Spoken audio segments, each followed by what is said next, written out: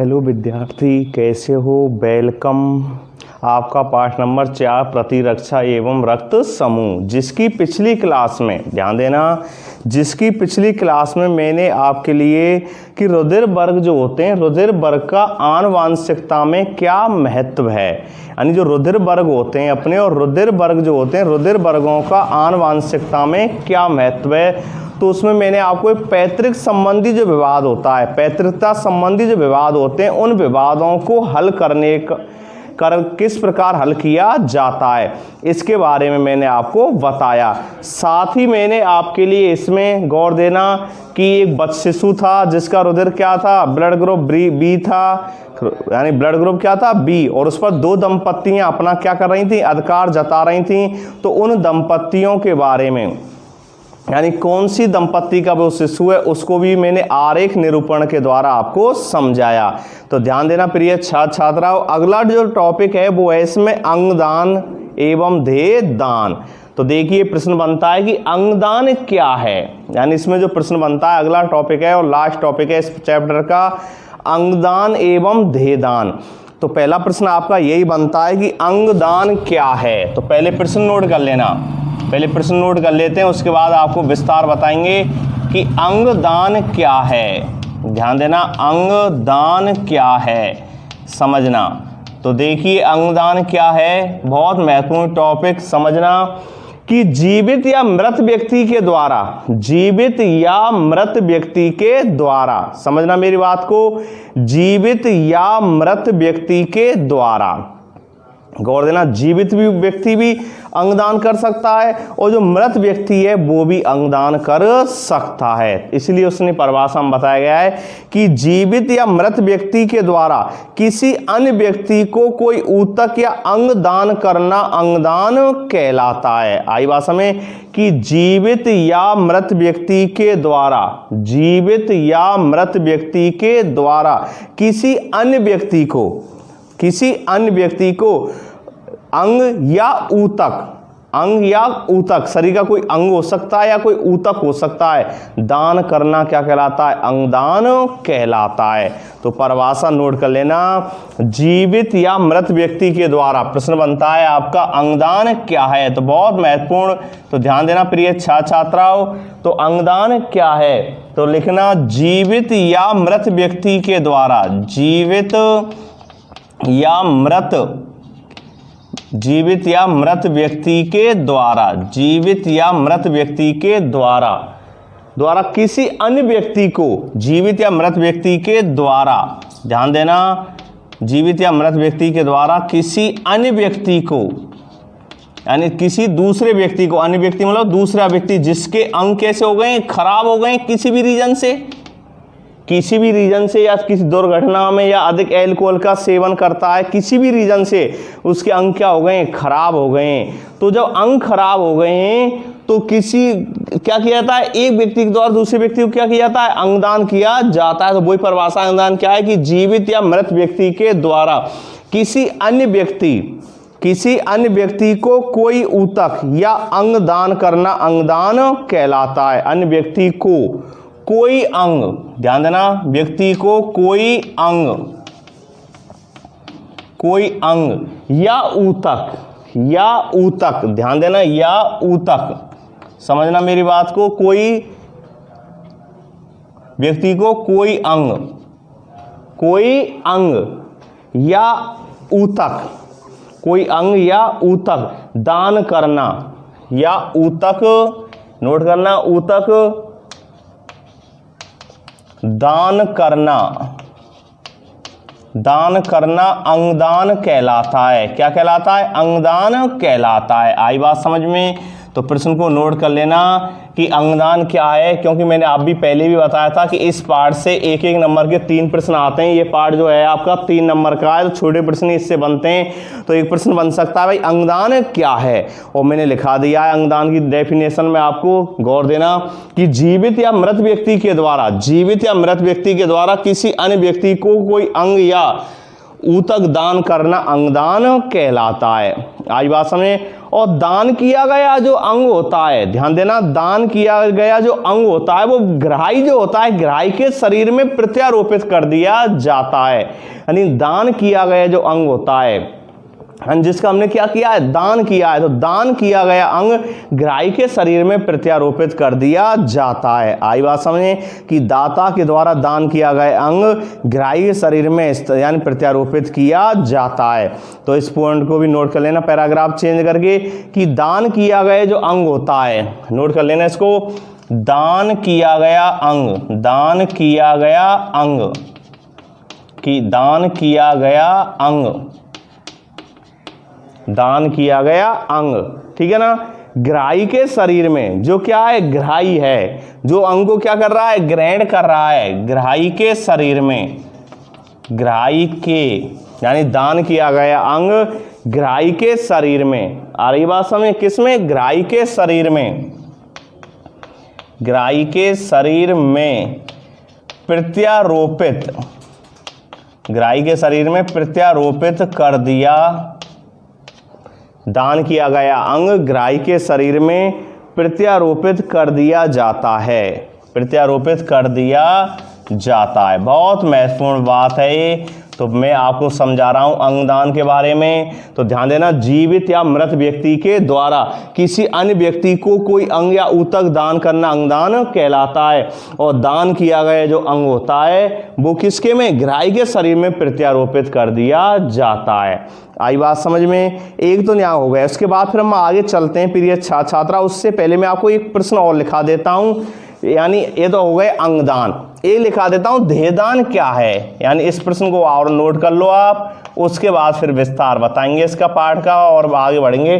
पहले इसको नोट कर लो आप, देहदान किसे कहते हैं।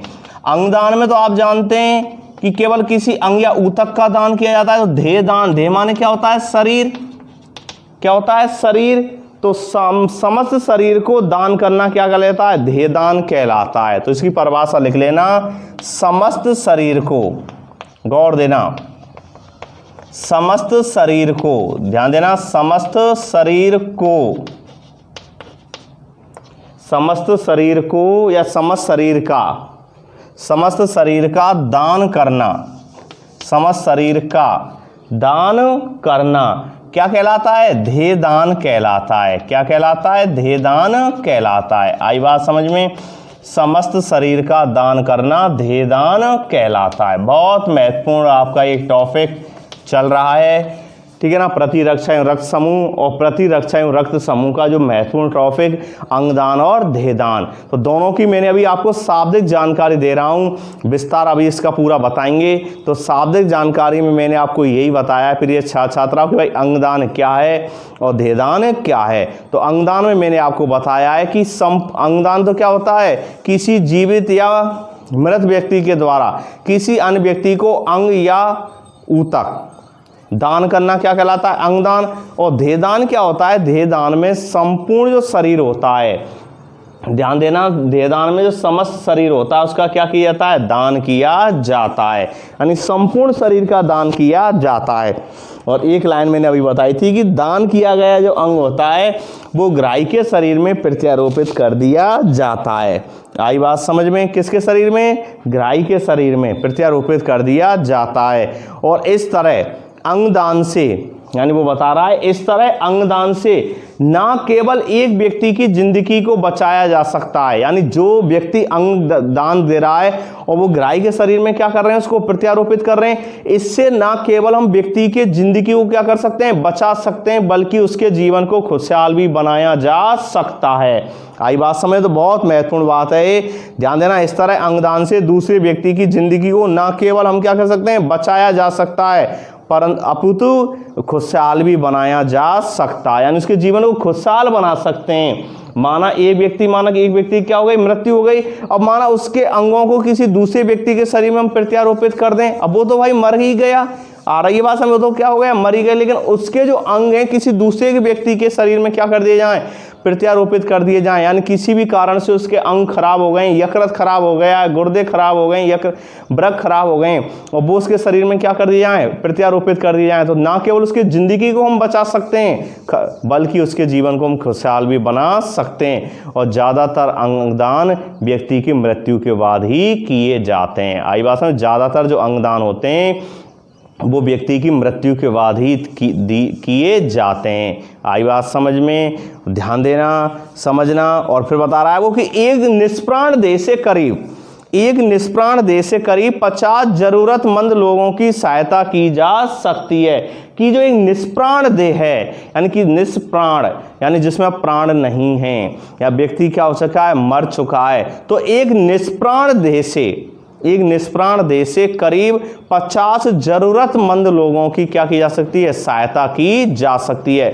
वह किसी को आंखों दान दे दी, मानो किसी दूसरे व्यक्ति को वृक्क दे दिए, तीसरे व्यक्ति को माना हृदय दे दिया, चौथे व्यक्ति को माना अपने क्या गुर्दे दे दिए, पांचवें व्यक्ति को किसी को और कोई अंग दे दिया। इस तरह एक व्यक्ति के शरीर के जो अंग होते हैं वो लगभग 50 जरूरतमंद लोगों की क्या कर सकते हैं, पूर्ति कर सकते हैं। आई बात है? तो इसलिए उसने लिखा है कि एक निष्प्राण देह से करीब 50 लोगों की क्या की जा सकती है, सहायता की जा सकती है। और वो ये भी लिख रहा है कि ज़्यादातर जो अंग होते हैं या जो ज़्यादातर जो अंगदान होते हैं, आरी बात समझ, वो व्यक्ति की किसके बाद, व्यक्ति की यानी मृत्यु के बाद दान किए जाते हैं। और 2 प्रश्न मैंने आपको अभी बता दिए थे बोर्ड पर आपके, अंगदान किसे कहते हैं और देहदान किसे कहते हैं। समस्त शरीर का दान करना क्या कहलाता है, देहदान कहलाता है। आगे चलिए, आगे कह रहा है कि अंगदान हेतु देहदान अत्यंत आवश्यक है। अंगदान हेतु यानी जो हम क्या कर रहे हैं, शरीर के अंगों को क्या कर रहे हैं, दान कर रहे हैं, यानी शरीर के अंगों को क्या कर रहे हैं, दान कर रहे हैं। उसके लिए अंगदान के लिए देहदान का भी अत्यंत महत्वपूर्ण है। आई बात समझ? यानी अंगदान जो होगा उसके लिए देह का क्या दान बहुत कैसा होता है, अत्यंत जरूरी है। अतः बच्चे से लेकर और 90 वर्ष तक के जो व्यक्ति होते हैं, यानी बच्चे से लेकर और 90 वर्ष तक के जो वृद्ध व्यक्ति होते हैं वो अंगदान देहदान करने में कैसे हैं, सक्षम है। आई बात समझे कि 90 से ले यानी बच्चे से लेकर छोटे बच्चे जो होते हैं और वृद्ध व्यक्ति तक जो 90 वर्ष के वृद्ध व्यक्ति हैं वो अंगदान या देहदान कर सकते हैं। आई बात समझ में? तो अब तक आपको 2-3 आंकड़े इसमें ध्यान रखना है। एक तो ध्यान रखना है अंगदान क्या है, दूसरा देहदान क्या है। एक प्रश्न ये बन सकता है भाई, एक निष्प्राण देह से यानी एक निष्प्राण देह से कितने जरूरतमंद लोगों की अंग पूर्ति की जा सकती है? 50 जरूरतमंद लोगों की पूर्ति की जा सकती है। और अंगदान से न केवल व्यक्ति की जिंदगी को हम बचा सकते हैं बल्कि उसके जीवन को हम खुशहाल भी बना सकते हैं। यानी उसके जीवन को हम क्या बना सकते हैं, खुशहाल। आई बात समझ में? तो ध्यान देना प्रिय छात्र छात्राओं, आपका पाठ नंबर 4 अंगदान और देहदान, ठीक है ना। और इसके 2 टॉपिक अंगदान और देहदान बताई मैंने। एक महत्वपूर्ण बात कि आप अधिक से अधिक वीडियो को लाइक किया करो, कमेंट्स किया करो, अधिक से अधिक शेयर किया करो। चलते हैं सिलेबस की तरफ, तो ध्यान दीजिए। अगला है कि अंगदान और देहदान का महत्व। अंगदान और देहदान का महत्व। मानव देह प्रकृति की सर्वोत्तम कृति है। वो लिख रहा है कि जो मानव देह है, मानव देह मतलब हमारा जो शरीर है, प्रकृति की सर्वोत्तम कृति है। जानते हैं सर्वोत्तम कृति क्यों है? यानी क्योंकि मानव जो है सबसे अधिक सामाजिक एवं बुद्धिमान प्राणी है। जो मानव है सबसे अधिक सामाजिक एवं बुद्धिमान कैसा है, प्राणी है। इसलिए उसने लिखा है कि मानव देह प्रकृति की यानी इस पूरी प्रकृति की सर्वोत्तम क्या है, कृति है। यानी आप जानते हैं सबसे बुद्धिमान और सामाजिक प्राणी कौन है, मानव है। इसलिए इस प्रकृति की सर्वोत्तम जो कृति है, यानी जो इस ईश्वर ने रचना की है प्रकृति की, उस प्रकृति की रचना में सर्वोत्तम जो कृति है वो कौन सी है, मानव देह है। कौन सी है, मानव देह। आई बात समझ में? परंतु यह कृति किसी भी स्थिति में स्थायी नहीं है। आई बात समझ? लेकिन जो हमारी कृति है मानव देह जो है ये सर्वोत्तम कृति है, सर्वोत्तम रचना है प्रकृति की, लेकिन ये किसी भी कंडीशन में कैसी नहीं है, स्थायी नहीं है। क्यों नहीं है प्रिय छात्र छात्राओं स्थायी? अरे भाई जिसने जन्म लिया है, जिसने जन्म लिया है उसकी मृत्यु कैसी है, सुनिश्चित है। यही प्रकृति का शाश्वत यानी शाश्वत नियम है, यानी शाश्वत नियम यानी यही सत्य है। आई बात समझ में कि प्रकृति में जिसने जन्म लिया है, यानी आप पढ़ेंगे इसमें कि 84 लाख योनियां भोगने के बाद, अपने सिलेबस में ये 84 लाख योनियां भोगने के बाद और ये मानव देह मिलती है। इसलिए मानव देह जो है इस प्रकृति की सर्वोत्तम कैसी है, कृति है। आई भाषा में सर्वोत्तम कैसी है, कृति है। लेकिन ये कृति कैसी नहीं है, स्थायी नहीं है, क्योंकि आप भी जानते हैं, ध्यान देना प्रिय छात्राओं, कि जिसने भी जन्म लिया है उसकी मृत्यु कैसी है, सुनिश्चित है, क्योंकि यही अंतिम सार है। क्योंकि बताया है, स्वामी विवेकानंद ने कहा है कि इस प्रकृति का जो निर्माण है बीज से ही प्रारंभ होता है और बीज पर ही क्या हो जाता है, समाप्त हो जाता है। तो बीज का मतलब है कि मानव का भी निर्माण शुक्राणु अंडाणु से हो रहा है। तो शुक्राणु अंडाणु क्या है, माता पिता के क्या है, अंश हैं। तो बीज से ही प्रारंभ होता है और बीज पर ही क्या हो जाता है, समाप्त हो जाता है। इसलिए भारतीय दर्शनों में भी कहा गया है, भारतीय ग्रंथों में भी कहा गया है, जितने भी ग्रंथ हैं सब में यही बताया गया है कि भाई मानव देह जो है वो प्रकृति की सर्वोत्तम कृति तो है, लेकिन स्थायी नहीं है।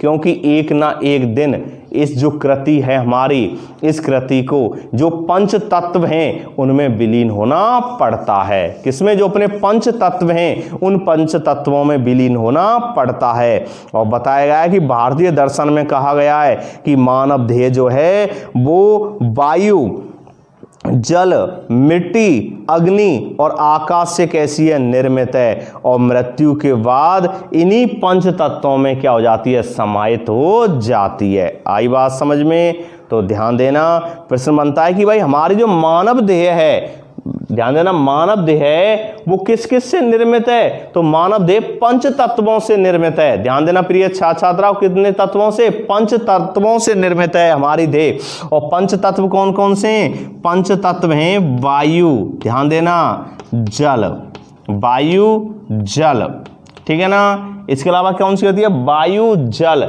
मिट्टी, कौन क्या है? मिट्टी, और अग्नि और आकाश, यानी वायु, मिट्टी, जल, अग्नि और आकाश, इन पंच तत्वों से हमारा शरीर बना हुआ है। रामायण के अंदर भी बताया गया है, जितने भी ग्रंथ हैं उन सब के अंदर बताया गया है। भारतीय दर्शन में कहा भी गया है कि हमारा शरीर जो होता है वो पंच तत्वों से निर्मित है। और पंच तत्व कौन कौन से हैं? वायु है, जल है, मिट्टी है, अग्नि है और आकाश है। और हमारी मृत्यु के बाद इन्हीं पंच तत्वों में हमारी जो देह है, शरीर है, वो क्या हो जाती है? विलीन हो जाती है, यानी उन्हीं तत्वों में क्या हो जाती है? समाहित हो जाती है। क्योंकि हमारी जो देह है, हमारा जो शरीर है, ये स्थायी नहीं है। बेशक प्रकृति की सर्वोत्तम कृति है, लेकिन स्थायी नहीं है। मैंने अभी बताया, क्योंकि जिस व्यक्ति ने जन्म लिया है, जिस सजीव जगत में जिसने जन्म लिया है, उसकी मृत्यु एक ना एक दिन कैसी है? सुनिश्चित है। क्योंकि हमारा जो शरीर है, मानव देह है, वो पंच तत्वों से निर्मित है। कितने तत्वों से? पंच तत्वों से।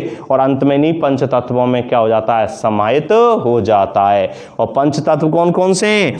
पंच तत्व हैं वायु है, जल है, पृथ्वी है, मिट्टी है और कैसा है? आकाश।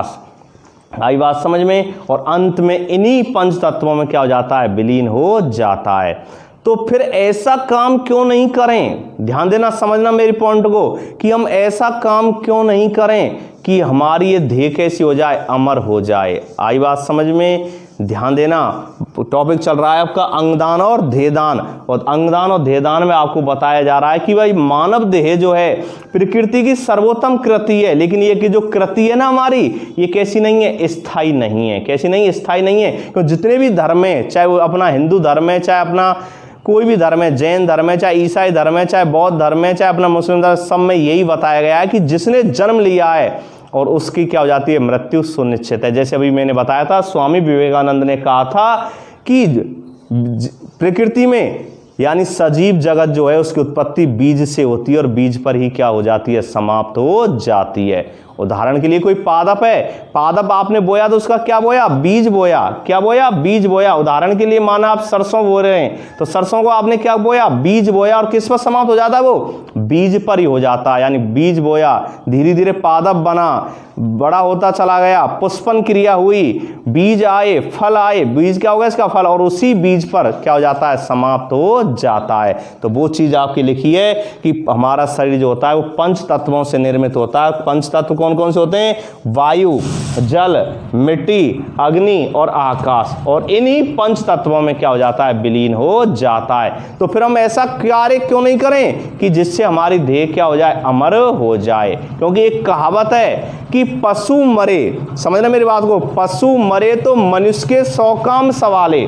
ध्यान देना, पशु मरे तो मनुष्य के 100 काम सवाले, मानव मरे या मनुष्य मरे तो किसी के काम ना आवे। आई बात समझ में, ध्यान देना, समझना, बहुत महत्वपूर्ण बात लिखा हुआ है कि कहा गया है कि पशु मरे तो मनुष्य के 100 काम संभाले, मनुष्य मरे तो किसी के काम ना आवे। आई बात समझ में, गौर देना इस लाइन को, बहुत महत्वपूर्ण लाइन बता रहा हूं मैं कि भाई हम ऐसा कार्य क्यों नहीं करें जिससे हमारी कृति कैसी हो जाए, अमर हो जाए, हमारे शरीर का अस्तित्व लंबे समय तक बना रहे। क्योंकि जब पशु मरता है तो मानव के 100 काम संभालता है। उदाहरण कोई पशु है, उसकी सींगों से कंघी बनाई जा रही है, चमड़ा उससे प्राप्त हो रहा है, हड्डियों से विभिन्न प्रकार रसायन बनाए जा रहे हैं, पशु और अन्य सूक्ष्म जीवों के लिए वो भोजन का कार्य कर रहा है। लेकिन मानव जो मनुष्य मरता है तो किसी के कोई काम नहीं आता है, क्योंकि मरने के बाद आप जानते हैं उसको तुरंत ले जाकर और शमशान घाट में पंच तत्वों में विलीन कर दिया जाता है। तो इसलिए लिखा है कि पशु मरे तो मनुष्य के 100 काम संभाले, लेकिन मनुष्य मरे या मनुष्य मरे तो किसी के काम ना आवे। आई बात समझ में, तो फिर हमें ऐसा कार्य करें कि जिससे हमारी जो देह है वो कैसी हो जाए, अमर हो जाए, तो किसी के काम आ जाए। और अमर कब हो सकती है, जब किसी हमारे शरीर के जो अंग हैं मृत्यु के बाद किसी दूसरे व्यक्ति को उनको हम क्या कर दें, दान कर दें। आई बात समझ में, तो बहुत महत्वपूर्ण बात मैं आपको बता रहा हूँ, तो गौर देना। तो देखिए चलते हैं आगे, फिर बता रहा है वो आपको, समझना मेरी बात को। तो ध्यान देना कि अतः आवश्यकता है कि मनुष्य मृत्यु के बाद प्राणी मात्र के काम आ सके, और यह तभी संभव है जब मृत्यु के बाद हम दूसरे व्यक्तियों में जीवित रहें। और जीवित कैसे रह सकते हैं, कि जब हमारे अंगों को हम क्या कर दें, दूसरे व्यक्ति को क्या कर दें, दान कर दें। ये तभी संभव है जब हम कैसे जीवित रह सकते हैं। अब हम माना किसी व्यक्ति की मृत्यु हो गई, अब उसका हृदय क्या हो जाएगा, उसके शरीर के जो अंग हैं वो क्या हो जाएंगे, पंच तत्व में विलीन हो जाएंगे। तो उसके हृदय है या यकृत है या लीवर है, उन वो किसी दूसरे व्यक्ति के शरीर में दे दें, तो उसका हृदय क्या है, दूसरे व्यक्ति के शरीर में क्या हो रहा है, धड़क रहा है कि नहीं धड़क रहा है। और धड़क रहा है तो वो क्या हो गया, वहाँ पर वो क्या हो गया, किसी के क्या आ रहा है, काम आ रहा है। और काम आ रहा है तो काम तब आएगा जब मृत्यु उपरांत भी हम दूसरे व्यक्तियों में जीवित रहें। हमारी आंखें, गुर्दे, यकृत आदि अंग हमारी मृत्यु के बाद किसी जरूरतमंद के लोग के जीवन में क्या ला सकते हैं, सुख ला सकते हैं। और इस प्रकार के दान को हम 7वीं श्रेणी का दान कहते हैं, क्योंकि इस श्रेणी के दान को हमारे दर्शनों में, हमारे ग्रंथों में सर्वश्रेष्ठ कहा गया है, सबसे पवित्र कहा गया है। और हमारे जो आध्यात्मिक गुरु हैं वो भी सनातन काल से अंगदान व देहदान के बड़े पुण्य का काम करते आ रहे हैं। और पुरातन काल में ऋषि दधीची जो था उसने समाज की भलाई हेतु अपनी हड्डियों का क्या कर दिया था, दान कर दिया था। पता होगा आपको, ये पौराणिक कहानी आती है, यानी प्राचीन कहानी है कि जब एक राक्षस था और उसने क्या किया था, यानी देवलोक पर जो इंद्रलोक था उस पर क्या कर दिया, आक्रमण कर दिया। तो तब उसको ब्रह्मा जी ने उपाय बताया कि पृथ्वी पर एक ऋषि है दधीची, और उसकी हड्डियों को अगर आप वो दान कर दिए और उस हड्डियों से अगर वज्र बनाया जाए तो आप इस राक्षस को क्या कर सकते हैं, मार सकते हैं। तो जब सनातन काल से या प्राचीन काल से या पुरातन समय से जब हमारे ऋषि मुनि ये कार्य करते आ रहे हैं तो फिर हम क्यों नहीं। क्योंकि इस तरह के दान को हम 7वीं श्रेणी के दान कहते हैं। 7वीं श्रेणी का दान इसलिए कहते हैं क्योंकि लोगों के जीवन में क्या ला सकता है, खुशी ला सकता है। क्या ला सकता है, खुशी ला सकता है। तो ध्यान देना, प्रश्न बनता है कि भाई 7वीं श्रेणी का दान किसे कहते हैं। आई बात में 7वीं श्रेणी का दान किसे कहते हैं, तो इस प्रश्न को मैं नोट करा देता हूँ। 7वीं श्रेणी का दान क्या है कि व्यक्ति की मृत्यु के बाद अगर हमारा शरीर किसी दूसरे व्यक्ति के काम में आ जाए और तो वही क्या कहलाता है, 7वीं श्रेणी का दान कहलाता है। आई बात समझ में? तो अब तक मैंने बहुत कुछ आपको बताया, तो ध्यान देना। अंगदान और देहदान 2 परिभाषाएं तो मैंने आपको बता दी। पंच तत्वों के बारे में बता दिया कि हमारा शरीर 5 तत्वों से निर्मित है, वायु, जल, मिट्टी, अग्नि और आकाश, और अंत में इसी 5 तत्वों में क्या हो जाता है, विलीन हो जाता है। और हमारे शरीर के लंबे अस्तित्व को बनाए रखने के लिए क्या करें, हमारे शरीर का हम दान कर दें। क्या कर दें, दान। क्योंकि मैंने बताया, कहा जाता है पशु जब मरता है तो मनुष्य के 100 काम संभालता है, लेकिन मनुष्य मरे तो किसी के कोई काम नहीं आता है। तो क्यों? क्योंकि व्यक्ति को मरने के बाद उसके शरीर को तुरंत 5 तत्वों में विलीन कर दिया जाता है। तो हम ऐसा कार्य क्यों नहीं करें कि हमारे शरीर के अंगों को हम क्या कर दें, दान कर दें। और ऐसा दान 7वीं श्रेणी के दान के नाम से जाना जाता है। तो प्रश्न बनता है भाई, 7वीं श्रेणी का दान किसे कहते हैं? तो नोट करना, प्रश्न को लिखा देता हूं आपके लिए, गौर देना। सात्विक, कौन सा? सात्विक। तो ध्यान देना, सात्विक श्रेणी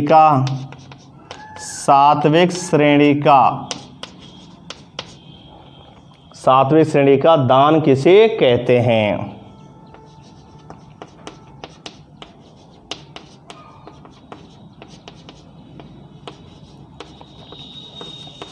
सात्विक श्रेणी का दान किसे कहते हैं? और नोट करना, लिखना, मानव मृत्यु के बाद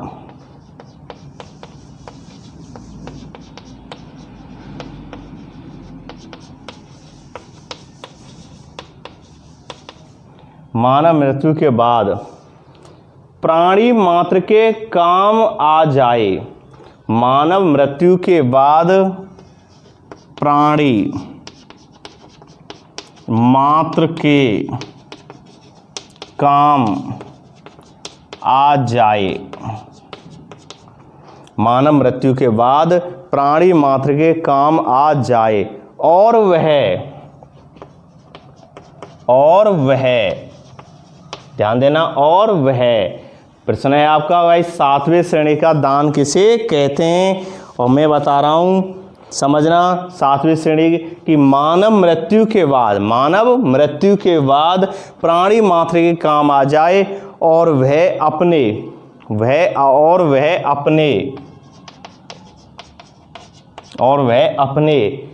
विभिन्न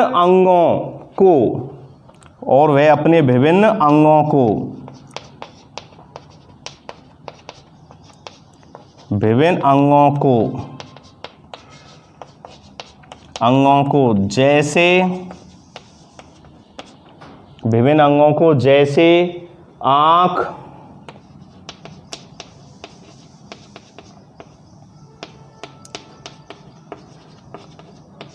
गुर्दे,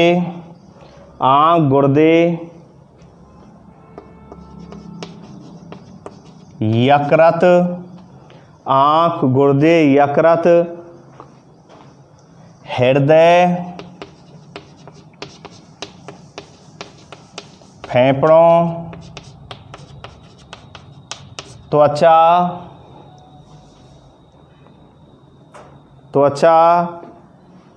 इसके अलावा क्या है, अस्थि मज्जा आदि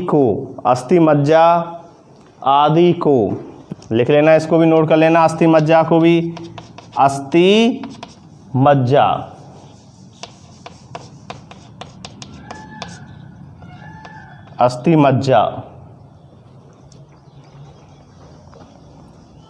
आदि को जरूरतमंद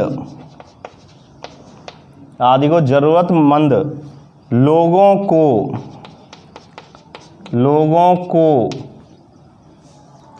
दान कर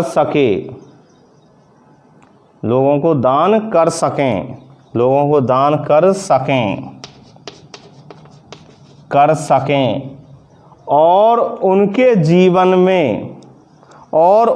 जीवन को क्या बना दें, सुख में बना सकें, उनके जीवन में क्या ला सकें, सुख ला सकें। तो इस दान को 7वीं श्रेणी का दान कहते हैं। तो लिख लेना, दान कर सकें वे उनके जीवन में उनके जीवन में सुख ला सकें, वे उनके जीवन में क्या ला सकें, सुख ला सकें, तो इस दान को 7वीं श्रेणी का दान कहते हैं। तो इस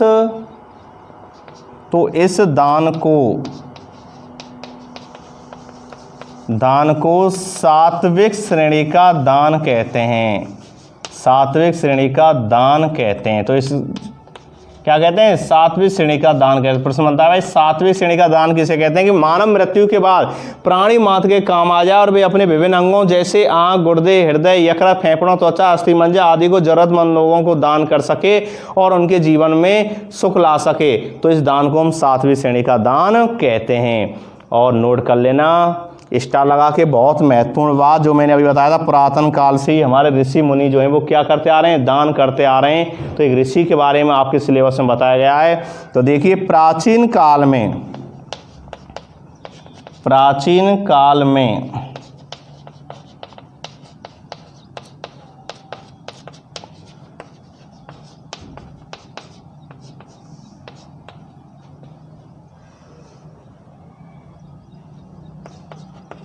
ने समाज की भलाई हेतु अपनी हड्डियों का दान किया था। तो नोट कर लेना इस बात को, समाज की भलाई हेतु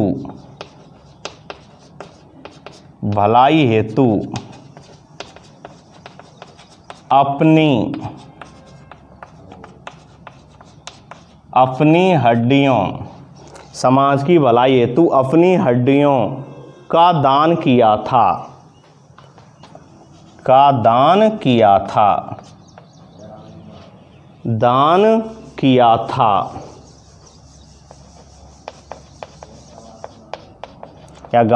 दिया था, अपनी हड्डियों का दान दिया था, दान किया था, एक ही बात है। यानी प्राचीन काल में ऋषि दधीची ने अब समाज की भलाई हेतु अपनी हड्डियों का दान किया था। आई बात समझें। तो हमें ऐसे कार्य करना चाहिए जो समाज की कैसे हो भलाई के। तो हम अपने शरीर का क्या कर रहे हैं, विभिन्न अंगों को दान दे दें, क्योंकि आप जानते हैं हमारी मृत्यु बाद किसी के कोई काम में नहीं आता है, 5 तत्वों में क्या हो जाता है, विलीन हो जाता है। तो ऐसा काम करें जिसके दूसरे लोगों के जीवन में हम क्या ला सकें, खुशी ला सकें, उनके जीवन को हम खुशमय बना सकें। आई बात समझ में। इसमें जो नेक्स्ट है उसके बारे में हम अगले वीडियो में कल आपके इसके बारे में बताएंगे। तो ध्यान देना प्रिय छात्राओं, 3 प्रश्न और बहुत महत्वपूर्ण प्रश्न मैंने इसमें आपको लिखाए हैं, एक नंबर के बहुत आते हैं। अंगदान क्या है, देहदान क्या है, और यानी 7वीं श्रेणी का दान किसे कहते हैं, नोट कर लेना इनको। तो चलते हैं, अगला जो टॉपिक है इसको आपको नेक्स्ट अगली क्लास में बताएंगे कि कौन कौन व्यक्तियों ने अब तक देहदान किया है, देहदान से कौन देहदान व अंगदान कर सकता है। तो उसके बारे में नेक्स्ट अगली वीडियो में बताएंगे, और कल अगले वीडियो में ये पार्ट पूरा समाप्त हो जाएगा। तो थैंक्स, ओके।